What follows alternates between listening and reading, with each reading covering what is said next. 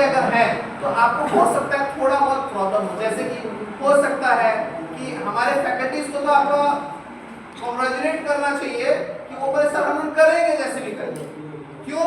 क्योंकि हम लैपटॉप पे भले ही एक्वेंटेड नहीं है लेकिन हम होना चाहते हैं, करेक्ट है? तो दिस इज द एफर्ट। तो जो लोग आप लोग क्या बोलते हैं कि आप लोग स्टार्ट करने जा रहे हो, आप लोग अपना बेस को और अच्छे से स्ट्रॉन्ग करो। जो लोग स्टार्ट कर चुके हो, कुछ अगर मिस अगर है तो उसको टेंशन लेने का कोई जरूरत नहीं है, हम लोग हैं। मेरा ऑफिस आपका 2 बजे के बाद 3 बजे के बाद मैं फ्री बैठता हूँ और मैं सबको पता है कि मैं आपका 10 to 5 में रहता हूँ। 3 से 5 अगर आपको रिसर्च डिस्कशन अगर आपको करना है किसी भी तरह का बकवास सीरियस बकवास रिसर्च का डिस्कशन भी करना है तो भी मैं वहां पे रहूंगा, ठीक है? नेक्स्ट,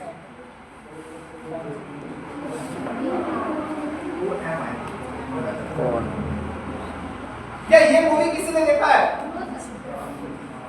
क्या ये मूवी किसी ने देखा है? किसी ने नहीं देखा है? अच्छा मुझे ये बताओ, ये मूवी अगर किसी ने अगर देखा, अगर नहीं देखे हो तो please watch it. It is also action movie है जैकी चैन का, आपको अच्छा भी लगेगा।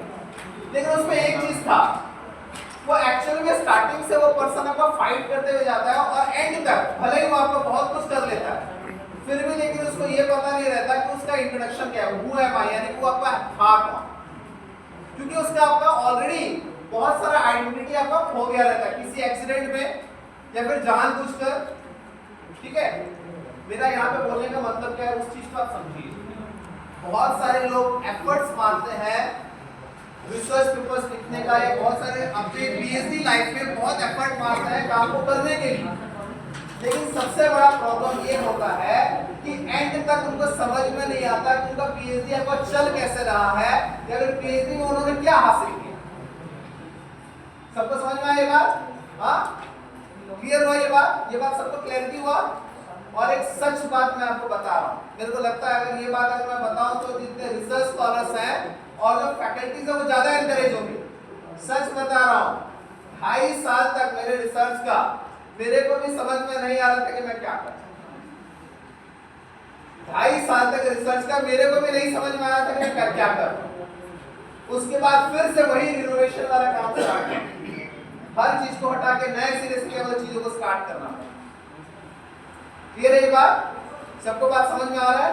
तो मैं चाहता हूं कि जब आप स्टार्ट करें अपना रिसर्च या अगर स्टार्ट कर भी चुके हैं रिसर्च तो आप अपना एक डेस्टिनी को जरूर ढूंढें, ठीक है? डेस्टिनी अगर आप क्या बोलते हैं, अगर आप ढूंढ पाते हैं कि आपको रिसर्च में करना क्या है, कहां से स्टार्ट करना, मैं बार-बार बोलता हूं उसका बिगिनिंग पॉइंट अगर आप ढूंढ लेते हैं, एंडिंग पॉइंट बहुत आसान है।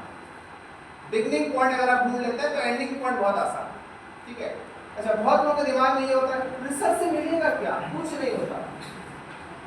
रिसर्च से क्या मिलेगा? कुछ नहीं मिलता, ठीक है? लेकिन मैं आपको बता रहा हूँ रिसर्च में भी, देखो मैं कॉमर्स का हूँ, कसम खा के बोल रहा हूँ, हमारे डिपार्टमेंट में या हमारे क्या बोलते हैं सेक्शन में सिर्फ एक ही चीज आता है boss, profit and loss. Simple. आप लोग इंग्लिश वाले हो सकते हैं बहुत एब्स्ट्रैक्ट लेवल पे आप थिंक करते रहो, सोचते रहो कि हमको सोसाइटी का वेलफेयर करना, like that and like this, लेकिन मैं आपको बता रहा हूँ हमारे लाइफ लेवल पे रहता है प्रॉफिट एंड लॉस। वो profit and loss in terms of पैसे भी हो सकता है, वो profit and loss in terms of fame, ठीक है? फेम समझ रहे हो ना? फेमस होना भी हो सकता है, ठीक है? और मैं आपको बता रहा हूँ कि आज अगर फेमस अगर हूँ ना, या फिर आज अगर मैं इंटरनेशनल लेवल पे मेरा अगर ऑफरशिप अगर है तो it's just the gift of research के बेसिस पे और कुछ नहीं। क्लियर है? तो मैं भी चाहता हूँ कुछ साल पहले जब मैं स्टार्टिंग में जब आपका आया था 5 साल पहले पूना यूनिवर्सिटी जस्ट ज्वाइन किया था, and that point of time मेरे कुछ थिंकिंग्स अलग थे। उस टाइम पे कोई स्कॉपर्स पब्लिकेशन नहीं था। मैंने कुछ कलीग्स लोगों को बोला, मेरे ही कुछ कलीग्स थे, उनको बोला कि सर ऐसे कुछ करते हैं, कुछ कोलैबोरेशन टाइप में कुछ करते हैं, फॉरेन से कुछ स्पॉन्सरशिप उठाएंगे और फॉरेन का कुछ करने का क्या बोलते कोशिश करेंगे, फॉरेन में पेपर्स भेजेंगे, हमारा पैसा भी कम खर्च होगा और स्पॉन्सरशिप भी हमको मिलेगा, ठीक है?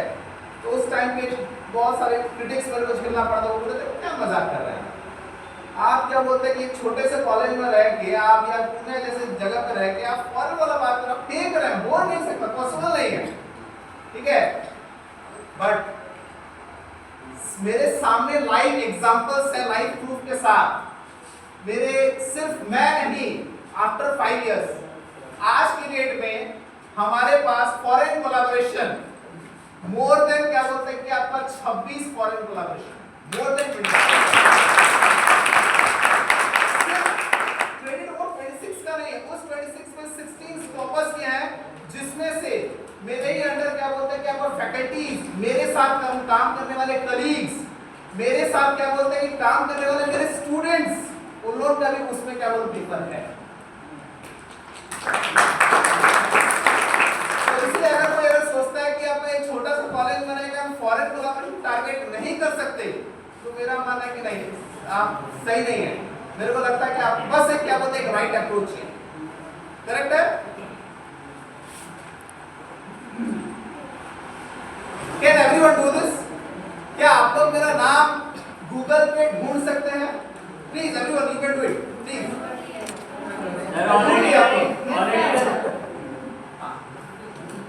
गूगल पे क्या बोलते हैं कि आपका नाम ढूंढ लिए, उसमें मैं बस कुछ चीज मैं आपको बताना चाहता हूँ। देखो Bharat is actually very common name, बहुत कॉमन नेम, ठीक है? अगर कोई नहीं ढूंढे तो ढूंढ के भी देख सकते हो। आपको ये मानते हो कि आप भरत जैसे लाखों लोग होंगे क्या बोलते हैं कि आपका इंडिया में पॉसिबल है? लाखों होंगे। अच्छा ये भी पॉसिबल है उस लाखों में से आपका ऐसे कई थाउजेंड्स ऑफ पर्सन होंगे जिनका नाम भरत कुमार मेहर है। मानते हो इस बात को? थाउजेंड, हजार पर्सन होंगे जिनका नाम भरत कुमार मेहर है। करेक्ट है? बट अगर भरत कुमार मेहर अगर गूगल पे अगर टाइप किया जा रहा है तो उसमें सिर्फ अकेला मेरा क्यों नाम आ रहा है? What is the reason for that? ये ट्रिक को अगर आप समझ लोगे तो मेरे को लगता है कि आप साइटेशंस क्यों करना है या रेफरेंसेस क्यों बनाना है ये भी आप समझ जाओगे। क्यों, मतलब मेरा नाम क्या होगा, क्यों आ रहा है गूगल पे? What is the reason for that? Correct. मैंने जो रिसर्च किया है उस रिसर्च पेपर को कई सारे फॉरेन ऑथर्स ने फॉलो किया है, कई सारे फॉरेन ऑथर्स ने अपने रिसर्च पे कनेक्ट किया है। ठीक है? कई फॉरेन ऑथर्स ने अपने रिसर्च, मेरे रिसर्च को उनके रिसर्च में कनेक्ट किया। बात समझ में आया? हाँ, तो आपको तो उतना इंपैक्टफुल आपको रिसर्च करना है ताकि क्या बोलते हैं कि वो आपका कनेक्ट करे। What my point? हाँ, तो आज जो सीखने वाले हो ना, आप जो बड़े बड़े जो अपने जो रिसर्चर्स हैं उनका जो आपका वर्क है वो वर्क को आप अपने वर्क के साथ क्या करना है, आपको कनेक्ट करना है। क्या करना है? कनेक्ट करना है। अच्छा इससे क्या होगा, इससे बेनिफिट क्या है? अगर फ्यूचर में अगर आपने वर्क किया है, कोई अगर उस बड़े पर्सन का भी नाम अगर ढूंढा जाएगा और उसका जब साइटेशन जब आपको ओपन किया जाए, क्लिक किया जाएगा तो उसमें आप लोगों का भी नाम होगा, आप लोगों का भी वर्क क्या बोलते हैं वहां पे आपका दिखेगा। सबको समझ में आया? तो आपका टारगेट क्या होना चाहिए? गुड पेपर्स के साथ साथ अच्छे साइटेशंस होना चाहिए। ठीक है? अच्छा और एक चीज सच बता रहा हूं, मेरा जितना साइटेशंस आपको दिखाता होगा उससे कहीं ज्यादा होगा, दैट्स श्योर। कुछ साइटेशंस ऐसे होंगे जो नहीं दिख रहे, उसका रीजन क्या है बताऊं? प्रॉपर तरीके से साइट नहीं किया गया है,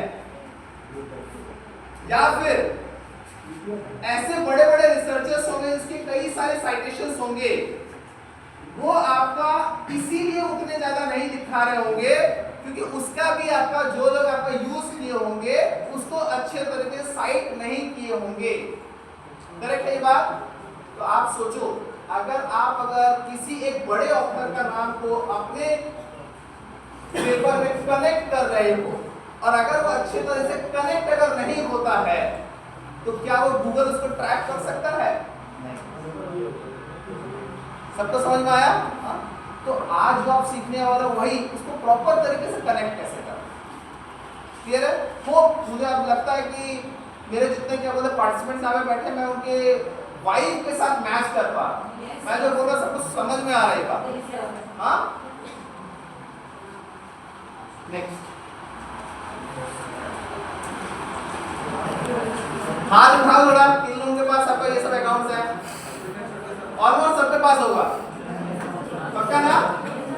हाँ, एक क्वेश्चन मार्क देके छोड़ रहा हूँ आप लोग को। Facebook, Twitter, Instagram. ये अकाउंट सबके पास है? यस सबके पास है। अब आगे एक रिसर्चर के पास कौन कौन से अकाउंट होने चाहिए? आप मेरे को हाथ उठा के बताओ। अगर किसी का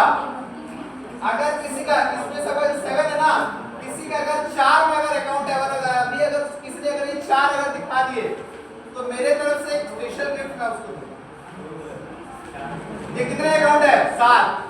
कोई भी यहाँ पे आपका रिसर्चर बैठा है, ठीक है, अगर किसी का भी आपका, हाँ एक्सेप्ट माय स्टूडेंट्स, मेरे स्टूडेंट्स को छोड़कर, एक आध जो मेरे अंडर ट्रेन और है उनको छोड़कर, ठीक है, वरना यार मतलब अच्छा खासा तुम लोग क्या बोल मेरे से बटोर दो। तो अगर ये 7 में से कोई अगर 4 में अगर किसके पास है तो मेरे तरफ स्पेशल गिफ्ट।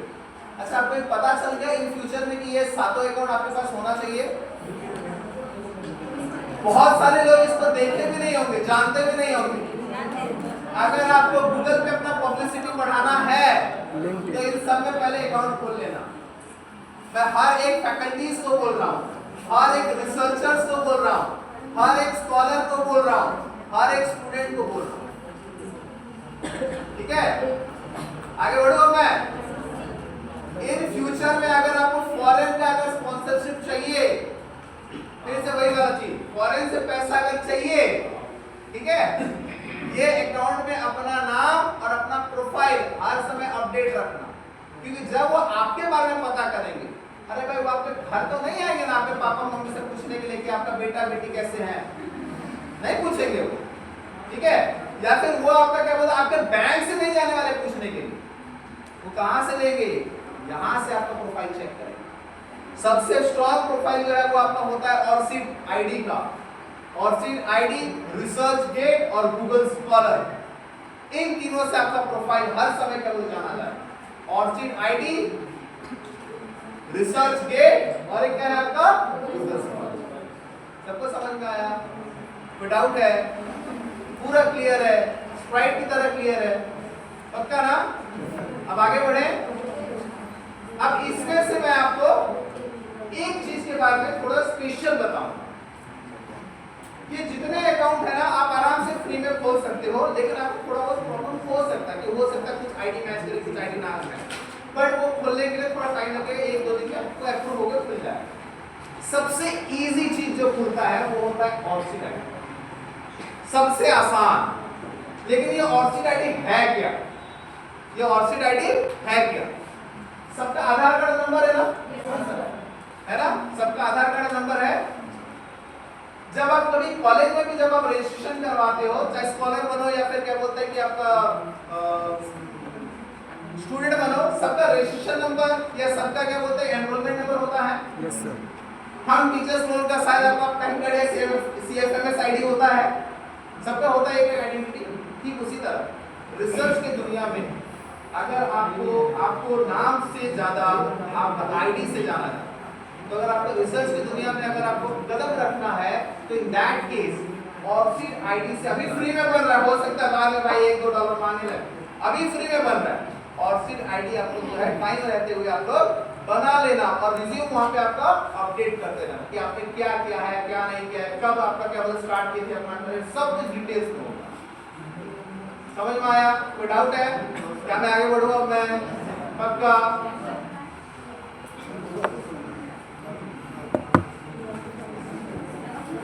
अब चलते हैं थोड़ा कहानी की तरफ।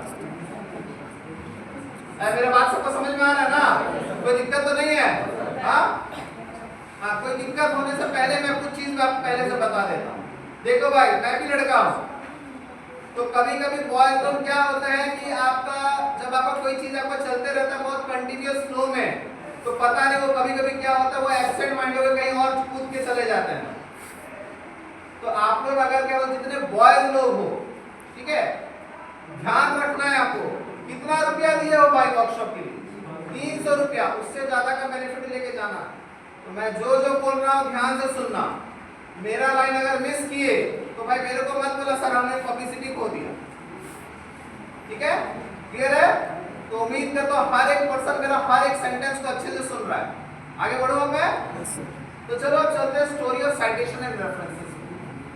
मुझे नहीं पता यहाँ का कल्चर क्या है, या मैं जिस जगह से भी आपका बिलोंग करता हूँ वहाँ पे भी आपका कल्चर उतना अच्छा नहीं था। जब मैं आपका स्टार्टिंग में जब जिस कॉलेज में था उस टाइम पे उतना कल्चर उतना अच्छा नहीं हुआ करते थे।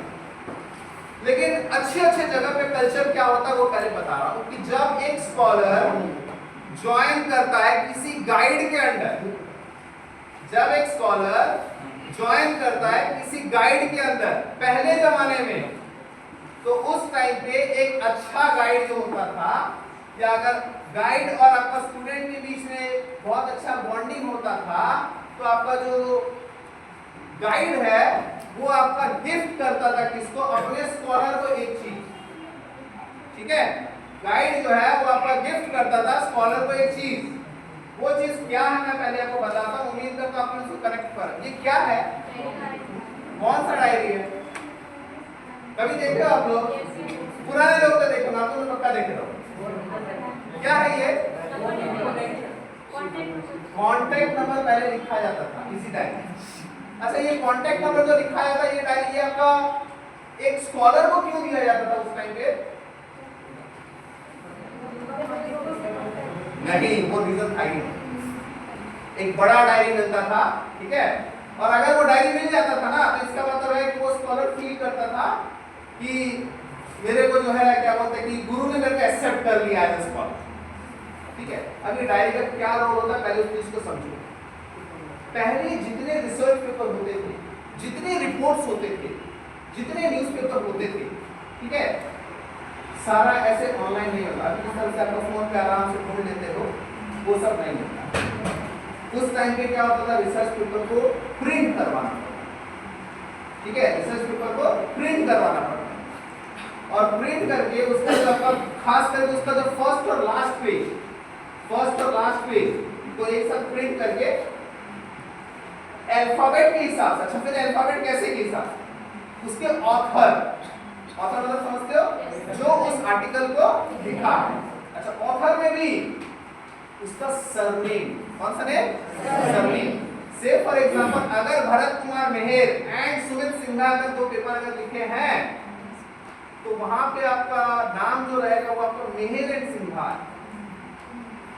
क्या आएगा? मेहर एंड सिन्हा है। सबको समझ में आया?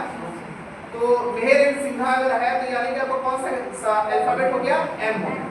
तो अब वो क्या करेगा, जो आपका जो पेपर है वो आपका 60 दिया जाएगा, कहाँ पे आपका जो एम जो अल्फाबेट है वहां पे आपका रख दिया जाएगा। इसी तरह से वो दर भटकता था इंडिया के कोने कोने लाइब्रेरी में, वहां से रिसर्च पेपर इकट्ठा करता था या न्यूज पेपर इकट्ठा करता था। ठीक है, और ऐसे आपका अल्फाबेट वाइज वो क्या करता था, सजा के रखता। ठीक है, कितना टीडियस वर्क है ना। और ऐसे वो कितना साल तक करता था, जब तक उसका पीएचडी चल रहा। किसी का 3 साल, किसी का 4 साल, किसी का 5 साल, समटाइम्स 7 साल या 8 साल की तरह। ठीक है, अच्छा वो काम क्या आता था? वो काम आता था जब आपका वो पूरा का पूरा थीसिस बन जाएगा और उसको लिखने का बारी आएगा रेफरेंसेस का, तब फिर से वो क्या करेगा, वही आपका जाके इतना मोटा बन जाता होगा, वो जाके आपका देगा किसको, टाइपिस्ट पर, भाई इसको आप एक फॉर्मेट में आपको दे रहा हूं, इसी फॉर्मेट के हिसाब से अल्फाबेटिकली अरेंज करो। ठीक है, तो ये प्रोसेस आपको करने के लिए, सिर्फ टाइपिंग करके ये सब कुछ करने के लिए, खाली रेफरेंसेस बनाने के लिए पहले 6 महीना लगता था। कितना? 6 महीना। रेफरेंसेस भी कितना बनता था? 100-150 बनता था। कोई 300 बना ले तो चलो 6, 7, 8, 10 महीना लग जाता था खाली रेफरेंसेस को अरेंज करने। ठीक है, लेकिन अगर आप चीजों को अगर आप अच्छे से सीखे हो तो आपको आज के डेट में कितना टाइम लगता है, अगर आप चीजों को स्टार्टिंग से करते हुए आ रहे हो। ये आपको अब ये सब चीज नहीं रख देता, अब ये सब चीज आपको मेंटेन करने की जरूरत ही नहीं है। ठीक है, लेकिन स्टार्टिंग से अगर अपने पेपर में या फिर अपने अच्छे से उसको अगर ऑनलाइन लेवल पर करते हुए आए हो, तो आपको रेफरेंसेस बनाने में उतना ही टाइम लगेगा जितना टाइम आपको एक क्लिक करने में लगता है। हार्डली वो बन के आपका तैयार हो जाता है, प्रोसेसिंग टाइम को मिलाकर 2 मिनट, 2 मिनट्स मैक्सिमम प्रोसेसिंग। अगर ये है तो आपको 30 सेकंड में बनना है। क्लियर हुआ ये बात? सबको समझ में आया? हाँ, तो ये उस फाइल से आपको इस तरह से आपको स्टोरी दिखाना है। फिर बोलो सर आज क्या दिया जाता है, तो आपके दिमाग में बैठा हो आज क्या दिया जाता है। पहले के जमाने में तो क्या दिया जाता था, इस तरह के डायरी दिए जाते थे जिसमें वो रेफरेंसेस को मैनेज करते थे। आज क्या दिया जाता है उसके आपके दिमाग में बैठा दे रहा हूँ क्यों दिया जाता है, लेकिन वो कभी बात मत पूछिए। आज के डेट में आपका दिया जाता है एक जो आपका जो गाइड है वो अपने स्कॉलर को दिलवाता है इंस्टीट्यूशनल आईडी। क्या दिलवाता है? इंस्टीट्यूशनल आईडी दिलवाता है। उसका एक इंपॉर्टेंट रोल है अपना क्या बोलते हैं कैंपस रिसर्च। ठीक है, वो कभी हम कहीं और किसी दिन डिस्कस करेंगे जब आप कभी मुझसे पूछोगे। ओके, आगे बढ़ूंगा मैं।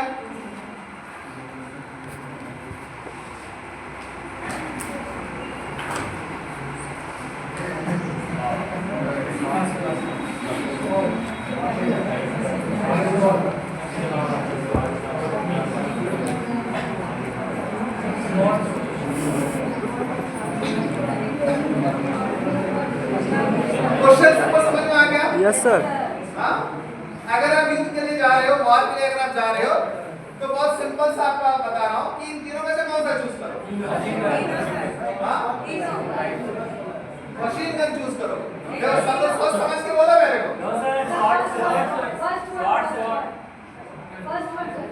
शॉर्ट चुनोगे?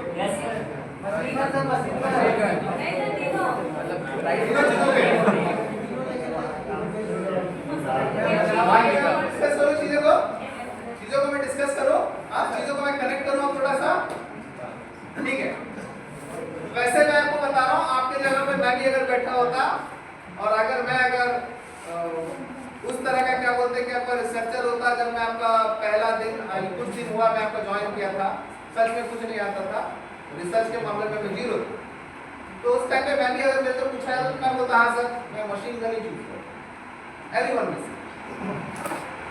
लेकिन उसके ऊपर क्या बोलते हैं अगर आप थोड़े से अच्छे से सोच पाओ, वही सोच आपको क्या बोलते है रिसर्चर बनाए। ठीक है, सिंपल से एग्जांपल, मशीन गन आप चुन लेते हो, मशीन गन पावरफुल रहता है, लेकिन वो आपको चलाना भी तो पड़ेगा। कंधा भी तो उतना स्ट्रांग चाहिए, है ना? और एक इंपॉर्टेंट फैक्टर, भाई मशीन गन आपके तब तक साथ देगा जब तक उसमें गोली है। समझ में आ गया? मशीन गन आपको तब तक साथ देगा जब तक आप में उसमें गोली है। कोई डाउट? Second, gun.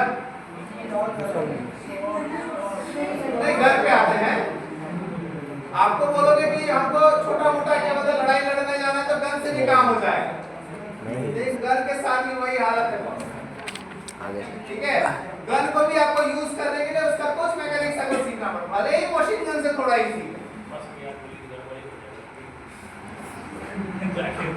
उसके बाद आगे जो आप मशीन गन में गोली ज्यादा निकल सकता है, इसमें आपको गोली कितना निकलेगा? एक लिमिटेड तक, कुछ में आपका 6 निकलता है, कुछ में 9 निकलता है।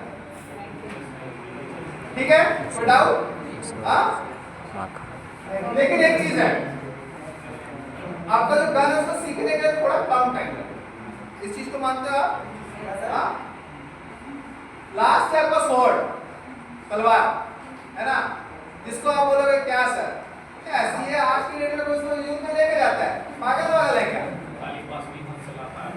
लेकिन कुछ चीजें एक है, अगर आपको लगता है कि गोली खत्म हो जाएगा, अगर आपको लगता है कि भाई ये जो साथ देगा ना कुछ टाइम तक साथ दे सकता है, बाद में उसका कब आपका साथ देगा नहीं देगा उसका कोई भरोसा नहीं है, लेकिन स्वॉर्ड मेरे साथ हर समय रहेगा।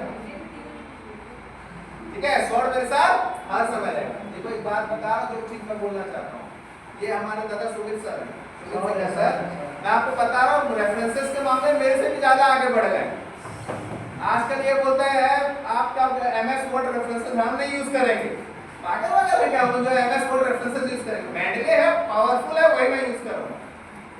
ठीक है, और भी कुछ लोग हैं जिनके साथ हमने रिसर्च स्टार्ट किया, वो बोलते पागल वाले एमएस रेफरेंसेस को यूज करता है क्या? हम जोटेरो यूज करेंगे, ठीक है। हम क्या यूज करेंगे? जोटेरो यूज करेंगे, क्लियर है? तो ऐसे दो बड़े बड़े धुरंधर के सामने मैं कहना क्या बोलते हैं, छोटा सा रिसर्चर, मैं कैसे आपको क्या बोलते हैं एमएस वर्ड का रेफरेंसेस मैं आपको सिखा सकता हूं। ये मैं कोशिश करने जा रहा हूं, मुझे नहीं पता मैं सिखा पाऊंगा, ठीक है, क्योंकि आपको दो बड़े बड़े हथियार के सामने एक छोटा सा हथियार चलाना ये डिफिकल्ट है। सबको समझ में आया बात? हाँ, तो मेरा मतलब है ये जानने का, अब आप 3 टूल सीखने वाले हैं, है ना? कौन कौन सा? एमएस वर्ड, मेंडले और एक जोटेरो। तीनों के कंपैरिजन के हिसाब से मैं आपको बता रहा हूं,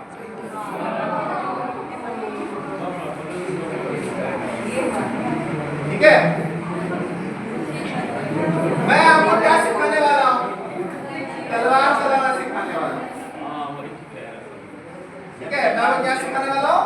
तलवार चलाना सिखाना हूं। देखो मुझे ये चीज पता है, आपको अभी मेरा लेक्चर अच्छा लग रहा होगा, हो सकता है, लेकिन जब क्या बोलते हैं ये दोनों लोग क्या बोलते हैं कि बाद में आपको गन चलाना और क्या बोलते हैं मशीन गन चलाना सिखाएंगे, और अगर इसका पावर ज्यादा अच्छा हो, जैसे मान के चलो आपको ज्यादा अच्छा से आता है आपको कंप्यूटर में चलाना, ज्यादा अच्छा आपका कंप्यूटर में क्वालिटी है, ठीक है, ज्यादा काम करना है, ठीक है, और आपको भरोसा है कि आप बहुत अच्छे से मशीन गन, बहुत अच्छे से गन को चला सकते हो, तो मुझे पता है मेरा इंपॉर्टेंस उस टाइम पे नहीं हो, उस चीज को मैं मानता हूं।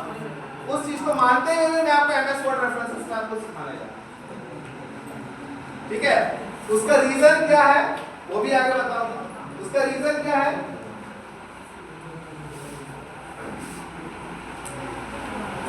कब हमको एमएस वर्ड रेफरेंसिंग यूज करना है? पॉइंट नंबर 1, भाई साहब इंटरनेट नहीं है उस टाइम पे, आपके क्या बोलते हैं मेंडले जोटेरो सारे काम आना है उतने अच्छे, उस टाइम पे हमारा क्या बोलते हैं एमएस वर्ड रेफरेंसेस ही काम आएगा,